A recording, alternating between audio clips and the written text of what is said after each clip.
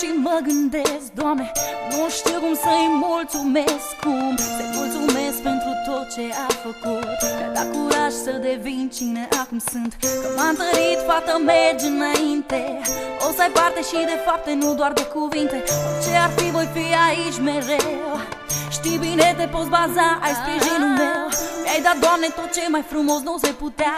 Mi-ai dat speranța să o trăiesc și o trăiesc prin ea. Te-a fost alături zile bune și nopți grele, când plângeam din despărțiri sau bârfelele. De mici copii a mereu mă apăra. Acum că-i mare e ca și mama mea. Mă alintă, mă răsfață cât se poate și dă și păm să mă trezesc la realitate. Cazi, te ridici, tot ce zici e răbdare. Plângi, te distrugi, vrei să fugi și te doare. Dai tot ce ai și ce n-ai, totuși pare că nu te descurci să le pui lumea la picioare. Acum văd, a venit și rândul meu să am grijă de ea așa cum m-a făcut ea mereu. Și nu pot, Doamne, mâinile îmi sting legate.